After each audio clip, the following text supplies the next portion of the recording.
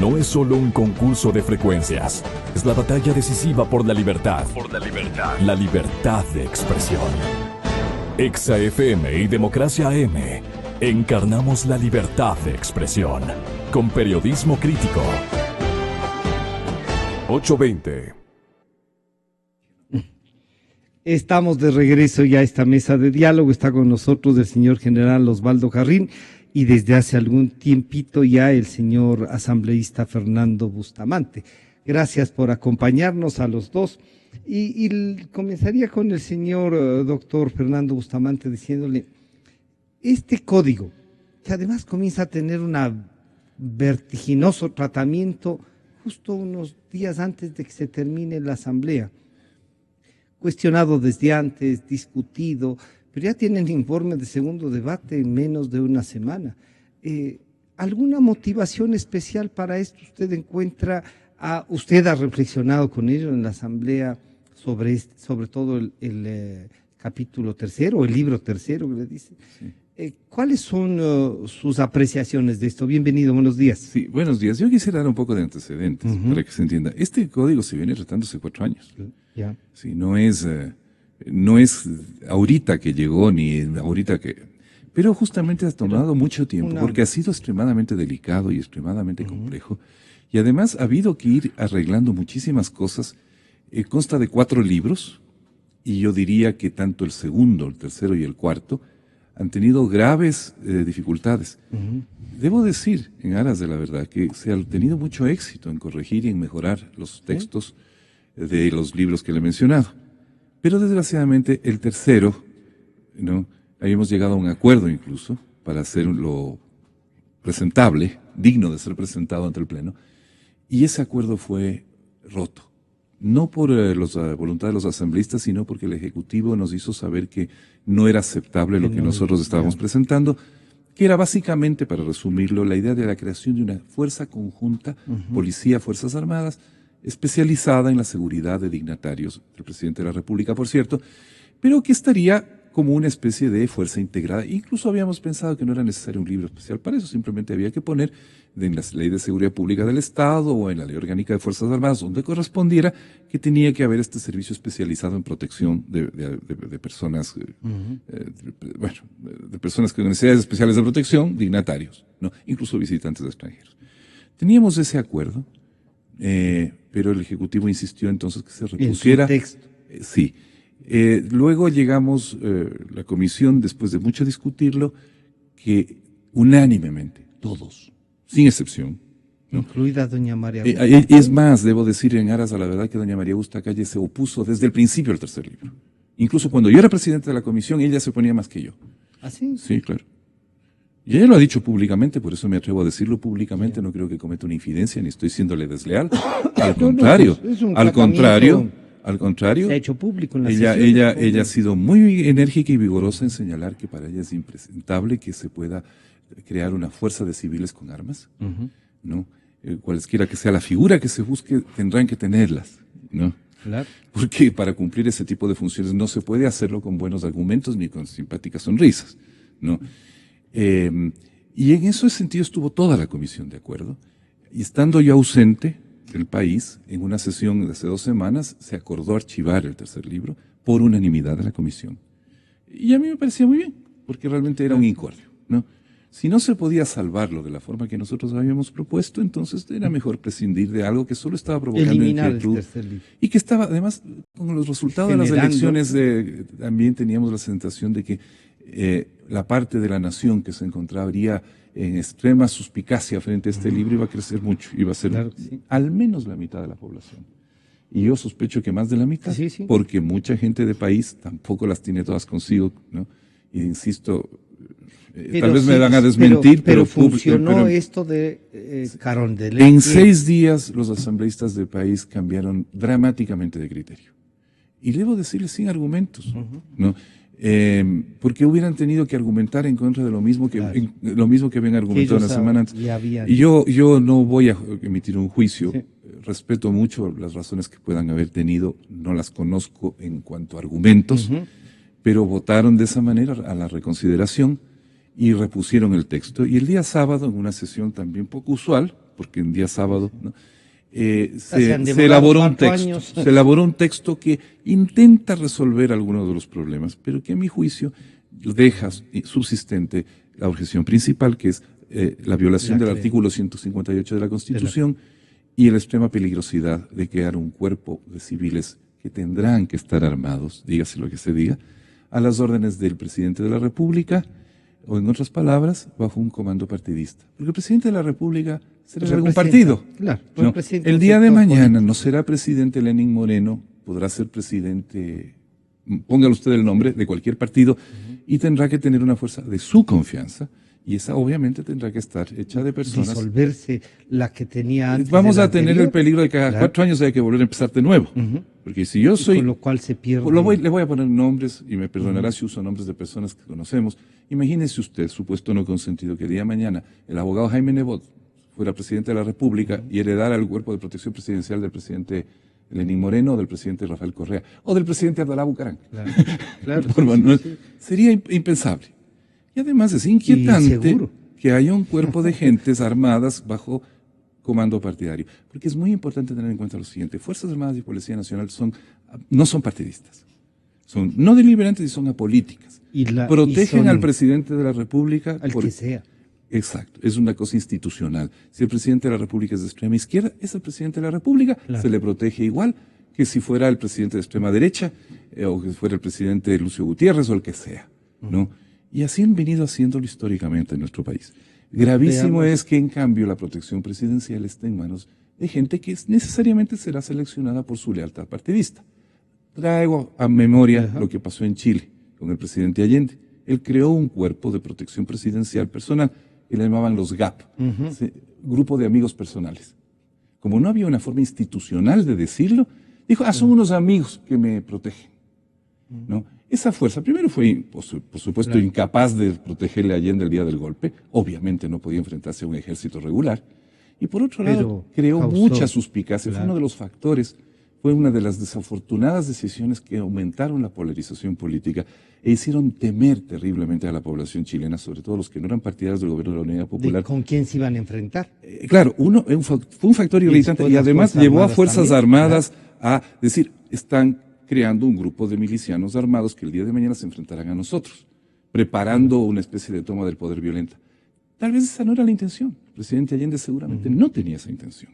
Pero eso fue lo que mucha gente en Fuerzas Armadas sintió. Y eso contribuyó a las condiciones que llevaron al trágico desenlace, ¿no? Cuya primera y más notable víctima fue el propio presidente Allende, ¿no? Cuya memoria siempre yo guardo mucho respeto. Le vamos a pedir entonces al señor general Jarrín, desde la experiencia, ¿cómo observa usted? No estamos siguiendo una hoja de ruta y claro, cuando uno ve Venezuela se asusta y dice, estas fuerzas paralelas a las fuerzas del orden, a las fuerzas militares, creadas, como nos ha dicho el asambleísta Bustamante, partidísticamente y que pueden responder al partido y no al Estado, no se salen de nuestra Constitución. Él mismo nos ha dicho, sí violan al artículo 158. Bienvenido, general, buenos días. Buenos días y muchas gracias por la invitación. Efectivamente, podemos catalogar el caso como un abuso de poder, como una burla a la Constitución y a las leyes de la República, y como un ultraje a las instituciones y, por supuesto, a la identidad de los asambleístas de la Asamblea Nacional. Por consiguiente, este cuerpo civil armado se debe interpretar más bien como una guardia de la revolución, que es la intención política donde se quiere llevar. Y obviamente, no solamente porque exista un antimilitarismo, sino porque los intereses de mantener la revolución por 300 años, más o menos era lo que se había estimado, lleva por lo a menos este la pensamiento. Constitución era esa, ¿no? Pero no son asuntos teóricos o simples. El artículo 154 de la Constitución está estableciendo precisamente que los ministerios se encargan de ejercer la rectoría de la política pública de su respectivo sector. Rectoría. Pero lo que está ocurriendo, que se les está transfiriendo a los comandos de fuerza, en este caso Policía Nacional, en órganos operativos. Y quienes deben planificar son los ministerios, en este caso el Ministerio del Interior. Y me refiero en forma concreta, artículo 42 de este proyecto de ley. Dice, el ministro o la ministra del Interior tendrán como funciones elaborar planes, programas y proyectos en materia de seguridad ciudadana. Y en el artículo 43 dice, el comandante general de policía está dentro de sus atribuciones conocer, controlar y evaluar. Es decir que el comandante general de policía, como es el jefe del comando conjunto en correspondencia, todos sus más de 30 años de formación profesional, con conocimientos, habilidades, destrezas, capacidad de comando en cada una de las funciones que tenga en sus jerarquías, desde subteniente hasta llegar a general, es suplantado por una persona X que automáticamente viene a planificar. Y a las Fuerzas Armadas y a la policía les transforma en órganos operativos de ejecución, de verificar que el plan elaborado por el ministro esté bien cumplido en sus intenciones, en sus propósitos, que como se ha manifestado, evidentemente serán absolutamente políticos. Y no es solamente en estos dos artículos. Dice en la misma ley que la tarea que implica a este cuerpo especializado civil armado, dice, se supone que en caso requerido del talento humano, técnico, logístico, y aquí viene lo grave, y operativo de las Fuerzas Armadas y de la Policía, podrá ser solicitado por esta dirección del Servicio de Protección de Personalidades. Ah, caramba. Más grave aún, no solamente que puede ser solicitado, sino que, de ser así, quien dirija las acciones, quien tome las decisiones, será este director sobre las Fuerzas Armadas. En otras palabras, el Comando Conjunto de las Fuerzas Armadas y el Comando General de Policía se subordinan a las decisiones de este superministro creado para que ejecute la planificación, llamémosle política, antes que de seguridad ciudadana. Este planteamiento, entonces, que usted lo describe y que uno dice, no, aquí sí hay intencionalidad política, señor asambleísta, ¿hay o no hay? La hoja de ruta es un modelo, usted que estuvo ahí dentro, ¿se dio cuenta que había un modelo ahí de Estado, de gobierno, que no engrana con la democracia? A ver, yo creo que en país ha habido varias tendencias. Ya. Incluso en el propio presidente Correa las hay, o las ha habido. Creo que hay distintas líneas ahí.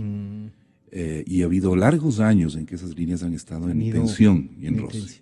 Yo creo que hay una línea en país, una línea de pensamiento en la cual yo traté de escribirme cuando estuve ahí, que yo le llamaría institucionalista. Ya. ¿Sí? Y yo creo que ha habido ministros de defensa civiles del actual gobierno que han cedido de esa línea y yo creo que lo han hecho bien, que ha sido adecuado lo que han hecho. ¿Ah, sí? Sí. Algunos. Ya, sí. ¿No? Y yo reconozco eso. Ya. Lo reconozco. Entremos en nombres porque. No. Pero también ha habido otras líneas, otras formas de entender la relación civil-militar, diferente a la que yo he llamado institucionalista, republicana y democrática, ¿no? Que yo sí creo en la supremacía civil, ¿eh? Eso es absoluto. Pero es otra cosa. Sí, ¿no? Y en los objetivos políticos, en los metas de la defensa nacional y de la seguridad pública, debe haber supremacía civil. Pero supremacía civil no quiere decir... yo ni siquiera sé si es civil, en realidad es democrática, es de las instituciones democráticas, sea quien sea el que ocupe esos puestos, ¿no es cierto? En eso estamos. Porque ha habido civiles que han hecho mal uso de la institucionalidad militar. En otros países, por ejemplo, el caso del presidente Fujimori, que durante 10 años fue prácticamente un dictador, con apoyo militar, controlaba a las Fuerzas Armadas dictatorialmente, pero eso no era el control democrático es civil. Lo que pasa en Venezuela. Sí. Tiene funcionarios militares repartidos de no es el tema del uniforme o del traje que usa quien tiene la supremacía, sino cómo se ejerce. Exacto. Si se ejerce dentro del marco de la ley, dentro de las instituciones democráticas, manteniendo esas instituciones fuera del debate político, porque es importantísimo su neutralidad política, ¿no? Ahora, la concepción leninista, que también existe dentro del país, no concuerda con este punto de vista. Para ellos no puede haber institución, y las militares, por cierto, no pueden eximirse de esto, que sea políticamente abstinente o neutral. Así es. Todos tienen que tomar partido. Y hay personas, tampoco voy a entrar en nombres, que piensan que uno de los temas que la Revolución Ciudadana debe resolver tarde o temprano es el tema de la fuerza militar. Que piensan que todo el Estado y las institucionales deben alinearse con el proyecto político, ¿no? Por eso digo, es una concepción leninista, clásica, tradicional, pre-1989, claro. ¿No? Y que obviamente buscará siempre políticas y leyes que rompan con esta anomalía, desde su punto de vista, de unas fuerzas militares o de seguridad o policiales no alineadas políticamente. Y no estructurada, exacto, desde una perspectiva, si se quiere, de lucha de clases. Esa es una tendencia. Hay otras más, sí, esto es un cuadro abigarrado y complejo, ¿no? Que piensan que tienen lo que yo llamaría una concepción patrimonialista del poder, o sea, que entienden que el mantenerse en el poder es el objetivo. El poder personal del líder, ¿no? Patrimonialista quiere decir que ve a las instituciones o a las entidades como patrimonio, como parte de la propiedad privada del gobernante. Claro, ¿no? Sí. Es la concepción, por ejemplo, del absolutismo clásico, ¿no? Entonces, en donde se entiende a la lealtad como una lealtad al líder, no como una lealtad a las normas, o una lealtad al proyecto, o una lealtad a las leyes, ¿no? Todo es el partido y no hay, no el partido, no hay, no hay país, sino el líder esencialmente. Es el principio del líder, ¿no? Hay una palabra en alemán para describir eso, creo, pero no la voy a citar, ¿sí? En todo caso, y si posiblemente hay otras, por ejemplo, tal vez hay una visión socialista democrática, ¿no? Que si bien espera tener una sociedad socialista en alguna forma, tiene que hacerlo dentro del respeto a la democracia liberal. Claro. Y por eso entiende, ¿no es cierto?, que muchas veces el logro de las metas del socialismo requiere precisamente que haya instituciones que no sean partidistas. Y que no dependan de un líder. Y necesitamos unas fuerzas de seguridad que obviamente den garantías a todos los ciudadanos, de oposición y de gobierno. Claro. Que puedan ser confiables para el que venga y para el que no está también, ¿no? Porque de lo contrario, entonces, estamos entrando en un alineamiento tipo lucha de clases. ¿Y usted diría que ganó la línea estalinista? Yo no dije stalinista. ¿Leninista? No, Stalin ya es una aberración horripilante. Y yo me entonces yo me pasé un poquito de época para ver si usted no había tomado en cuenta esa, que era lo que yo si estamos hablando de Stalin, pasando. usted verá que estamos hablando ya de un fenómeno horripilante. ¿Sí? O sea, usted se queda solo en Lenin, en la primera etapa, no a la consolidación del modelo que ya y yo no creo que el estalinismo, perdón que me meta en una especulación, sea la consecuencia obvia y lógica del leninismo. No, pero fue la culminación del proceso. Pero creo que fue una contingencia histórica. Claro. No tenía que haber sido así. Por desgracia fue así. ¿Sí?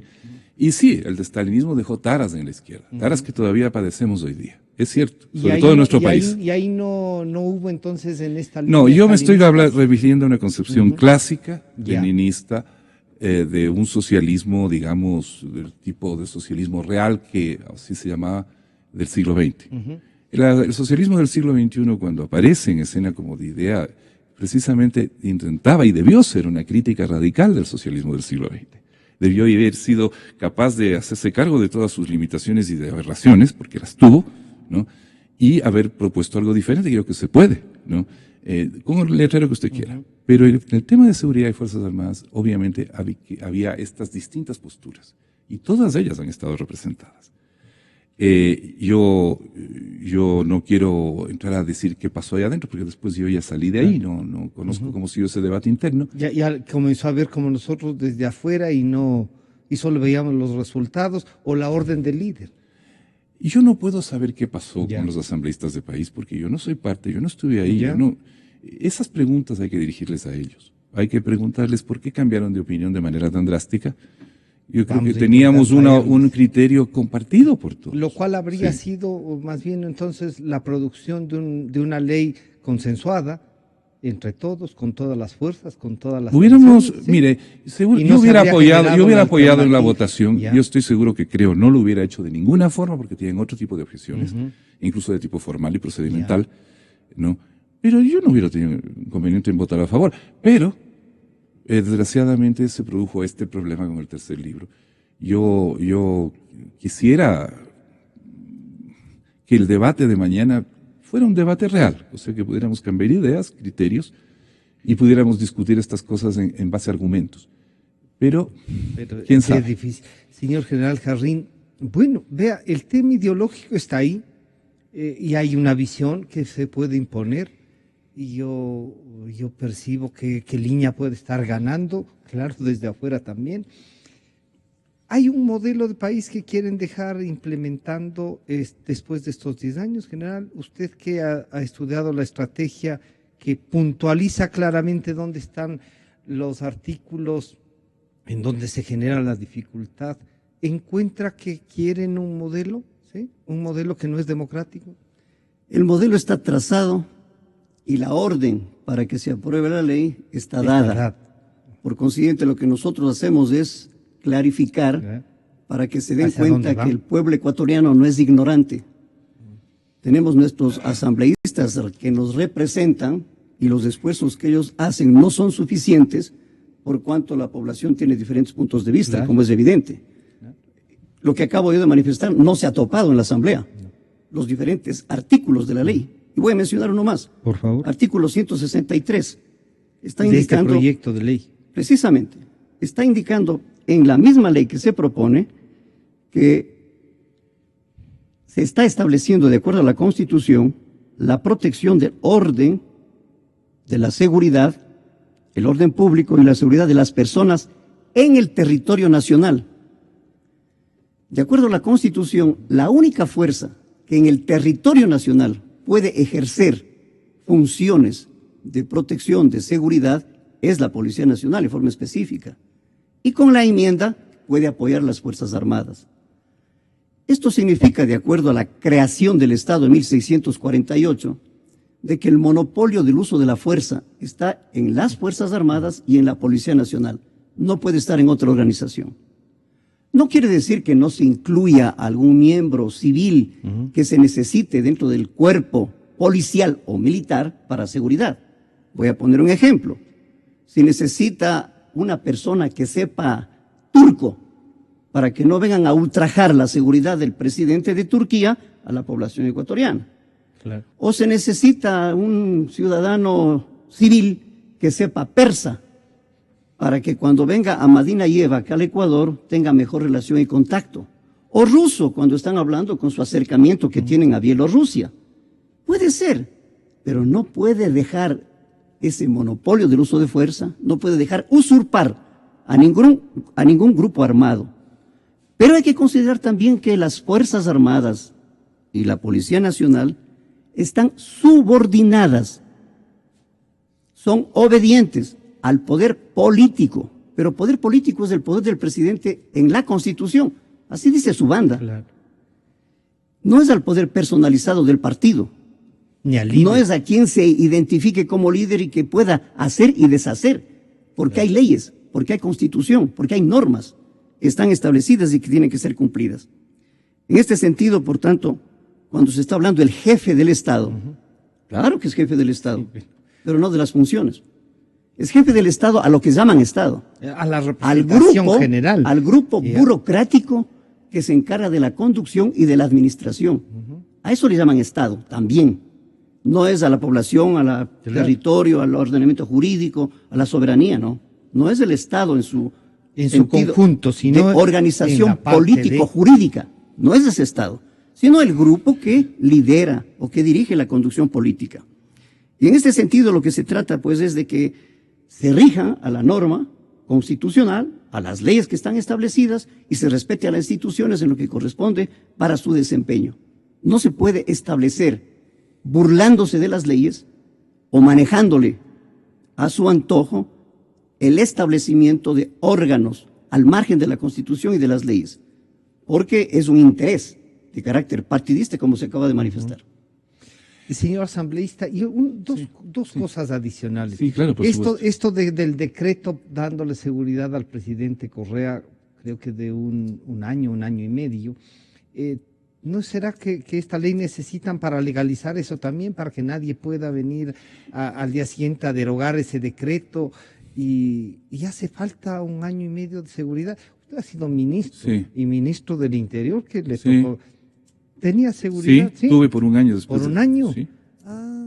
Mire, yo no tengo ningún inconveniente, sobre todo en las condiciones actuales en que vivimos, por desdicha. O sea, me encantaría que volviéramos a los tiempos en que un presidente en ejercicio podía caminar por la Plaza Grande, saludando con la gente sin bueno, o sea, ¿usted cree que lo ideal, lo maravilloso. Sin la parafernalia no puede caminar? Me parecería maravilloso que viviéramos en un mundo así. Ojalá podamos volver a eso, ¿no? Que un presidente en ejercicio, y los hemos tenido, pueda transitar por la calle. Hay países europeos donde usted se encuentra, por ejemplo, en Suiza. Yo tengo una hermana que vivía en Suiza, se encontraba ministro con la presidenta del Consejo Federal Suizo haciendo las compras con los guaguas con el carrito, cosa más linda, ¿no? Y además qué agradable para la persona. Le digo, yo he sido sujeto de seguridad, he estado protegido como ministro y después como exministro. ¿Y usted cree que necesitaba realmente? ¿Sí? Yo tendía a pensar que no. Pero había unas normas que había que cumplir de seguridad y dije, bueno, ya, o sea, no. Pero mi impresión es de que incluso para muchos de nosotros que hemos pasado por eso, sería un gran alivio no tener. Claro. No. Pero el mundo en que vivimos... con que nos den la seguridad, la policía, las Fuerzas Armadas... la seguridad nos debe dar la convivencia de los ciudadanos, que nos respetamos y que... No me fue bien por confiar, me dieron una puñalada, pero bueno. No, pero precisamente, ese sería el ideal. Ese sería lo que nos gustaría que ocurriera. Ahora, por desgracia, la política como ha devenido, la vida como está, hacen que sea sensato, que sea prudente que haya esas protecciones. Peor todavía en el caso de un presidente. Desgraciadamente hemos vivido la política en los últimos años, yo diría desde antes incluso de este gobierno, como una guerra y no como política. Y eso hace obviamente que quienes participan en una guerra requieran protección, ¿no? Ojalá no fuera así. Una de las cosas que yo deseo ardientemente, que con el nuevo gobierno y los que vengan luego se abra de nuevo, es la idea de la política, no como la guerra con otros medios, ¿no? Sino como un espacio precisamente para que no haya guerra. De discrepancia, sí, pero civilizada. Claro. ¿No? Que podamos, ¿no? Y yo procuro que siempre sea así, en lo que a mí me corresponde. Este libro tercero del código. Pero quiero decirle una cosa, porque quiero tomar. A mí me parece perfectamente legítimo que el presidente saliente tenga seguridad, pero tiene que ser dada por quienes tienen derecho a darla.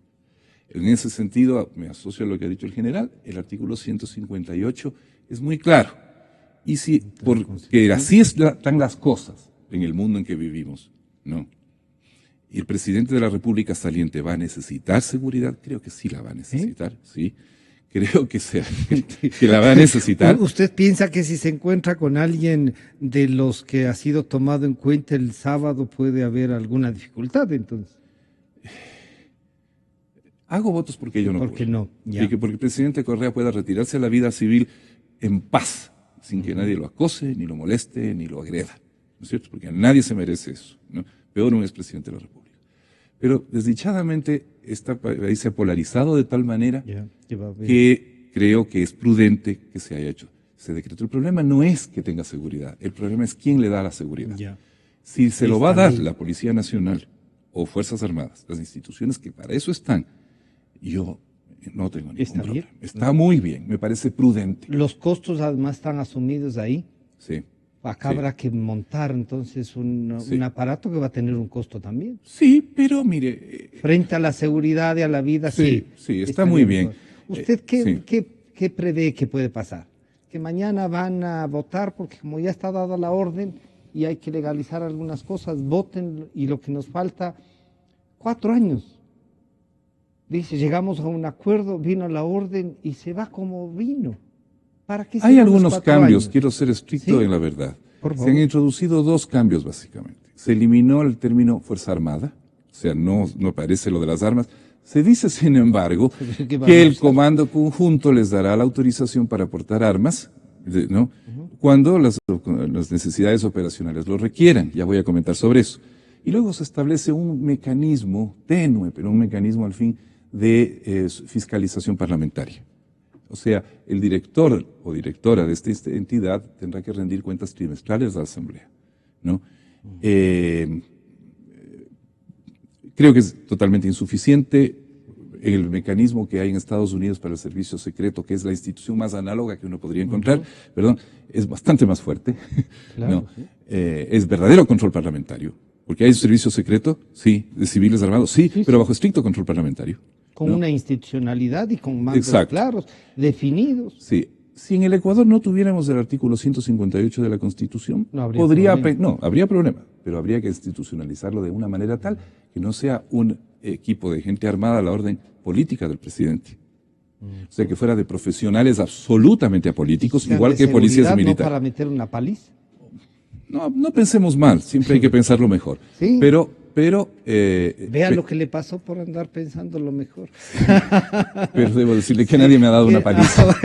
Bueno. No, seamos justos, ¿sí? Ya. Todos mis disgustos han sido políticos. ¿No? Y espero que sigan siendo. Así tiene que ser. Pero creo que, como le digo, es totalmente insuficiente. Porque decir que no son armados, pero según las necesidades operacionales portarán armas. Me parece inconcebible pensar que el Comando Conjunto le va a decir al Cuerpo de Protección del Presidente, no van a poder portar armas, no les doy el permiso para portar armas. Y van a llamar por teléfono y decir, ahora necesitamos, sí, mándeme un informe para ver si necesitan o no. En la práctica va a ser un gente con armas. Claro. Y veamos si en el debate no se repone lo de armados, ojo. ¿Ah, sí? Alguien podría proponerlo. Señor general, aquí hay dos cosas entonces. La una, ¿cómo hacemos de esta institucionalidad?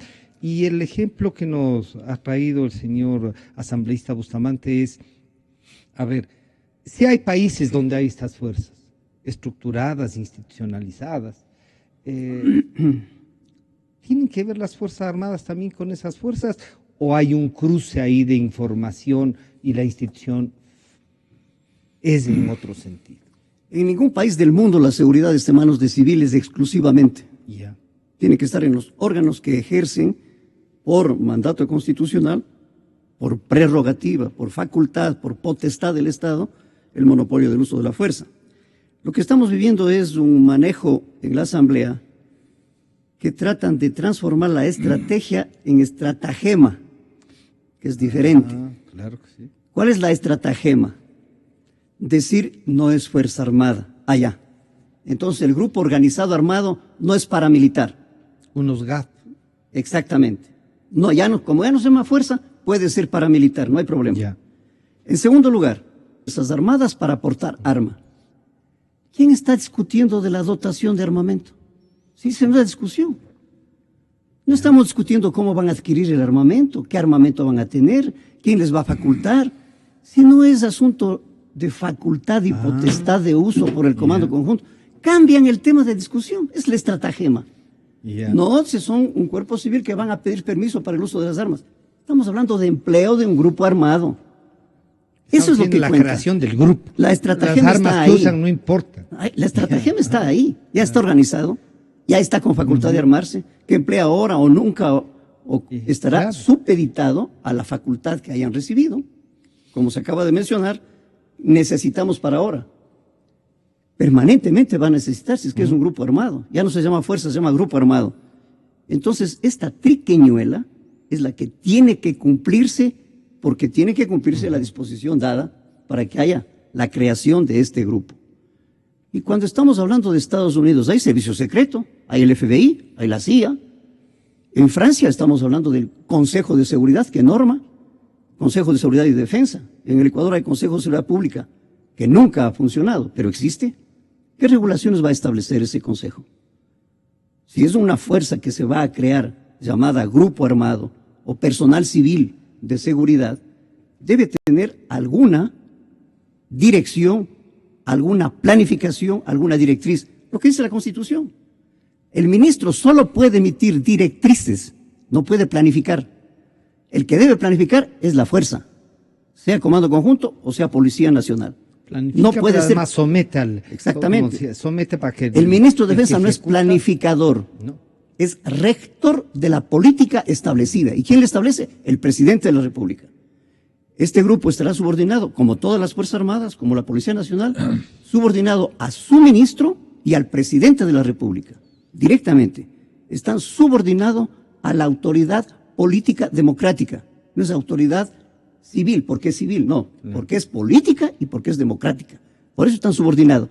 Y detrás de eso está la ley, está la Constitución. Por consiguiente, discutir si vale o no seguridad para personalidades no es el tema. No es el tema. La seguridad se la va a brindar el evidente, estamento que hay. Eso es evidente, que tenga más, que tenga menos. El presidente Borja, el presidente Hurtado, andaban y andan sin seguridad. El presidente Hurtado, el presidente Borja se paseaba en la Plaza Grande sin nada. Sí, sí. Entonces no hay que poner ejemplos de referencia porque no son normas los comportamientos individuales de las personas. Estamos hablando de función de seguridad. El hecho de que yo creo que tuvo otro tipo de custodia después que dejó de ser presidente. ¿Sí le parece? Sí. De todas maneras, el que no se acepte la seguridad quiere decir que la policía queda exenta de responsabilidades. No es así, porque está en la ley. La institución será responsable de la protección de los derechos y de las libertades de los ciudadanos en el territorio nacional. Eso no lo quita nadie. A no ser que hagan otra enmienda, porque están a tiempo. Ya dijo un asambleísta. Les falta una semana. Hay que hacer una reforma al 158 de la Constitución y ahí sí creamos. Háganlo. A la final no está escrita en piedra la Constitución, se dijo. Ya sabemos. Entonces van a seguir haciendo los cambios que ya hagan sabemos estar. Asambleísta, ¿usted cree entonces que esto pasa porque pasa? No servirá, y se me acaba de ocurrir, no sé, todo lo que ustedes han debatido, las actas de la comisión, el acuerdo al que habían llegado para eliminar, para demandar, en virtud de los argumentos de ustedes, demandar la inconstitucionalidad, y nos harán caso en la Corte. Quiero hacer dos precisiones.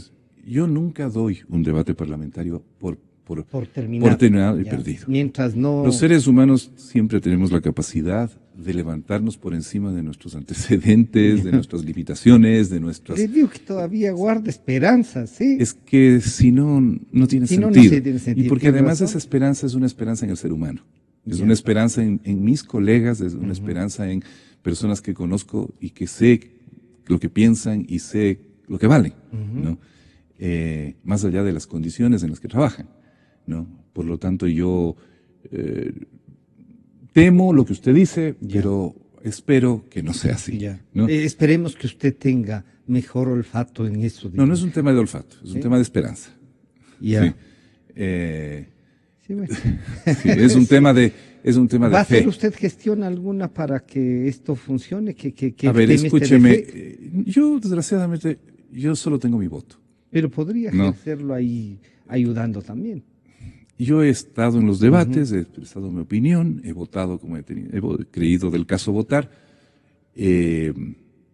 Por supuesto que en el debate expresaré mi punto de vista, pero finalmente, porque así son los hechos de la política, es la bancada de país la que tiene los votos, es la que está en condiciones de decidir esto. Yo no soy quien para decirles lo que tienen que hacer, ¿no? Pero con esperanza les puede pedir a que por lo menos nos atengamos al debate, que por lo menos tendamos a los argumentos y los tomamos con seriedad. Y si hay buenos y mejores argumentos que los que yo he presentado, maravilloso, ¿no? Convenzámonos los unos a los otros. A ver quién convence, pero dejemos. ¿Quién convence a quién? Pero dejémonos la oportunidad. Dice el señor general Jarrín, no le mueve a usted a decir, oigan, estamos entrando en un terreno medio pantanoso, por decirlo menos. Sí, creo que estamos en un terreno pantanoso. Por cierto que estamos. Creo que este proyecto es realmente inconveniente. Por eso me he opuesto a él. No al conjunto del proyecto. En eso tal vez voy a discrepar. No, hay partes del proyecto que han sido muy mejorados, sí, que el libro cuarto, en fin. Creo que yo no tengo inconveniente con eso. Pero esta parte en particular, eso por un lado, debo decirle. Veamos qué pasa. Ojalá tengamos la posibilidad de, por alguna vez, decidir sobre la base del mejor argumento. Del mejor argumento. Sí. Sería una buena manera de despedirnos. ¿Sí? Probablemente será nuestra última sesión. Será el fin de nuestra gestión. Que justamente en la última sesión nos dejen este regalito. Por eso. Pero tal vez podríamos dejarle al país otro regalito. En esta última sesión actuar sobre la base de lo que pensamos y de lo que la conciencia nos dicta. despidámonos de esa manera. Veo que Despidámonos. estamos recuperando al Fernando Bustamante, profesor, y no al AP. En todo caso, probablemente ese será mi destino. Pero por favor, yo espero que sí. Y eso es mi mejor deseo en todo caso. Yo aquí probablemente, no sé si haya otra entrevista a mí. No, sí, porque además lo que queremos es que vuelva a analizar. Y yo le debo decir, Sí. como profesor y como aporte del análisis, siempre le hemos reconocido. Nunca entendimos cómo terminó en esto. Bueno, tal vez eso sería Sí, otro debate y eso, otra discusión. Y en otra invitación. Y es más, le voy a yo invitar. tengo la obligación de Y le voy a responder invitar, a todas sí. esas preguntas. Claro. ¿no?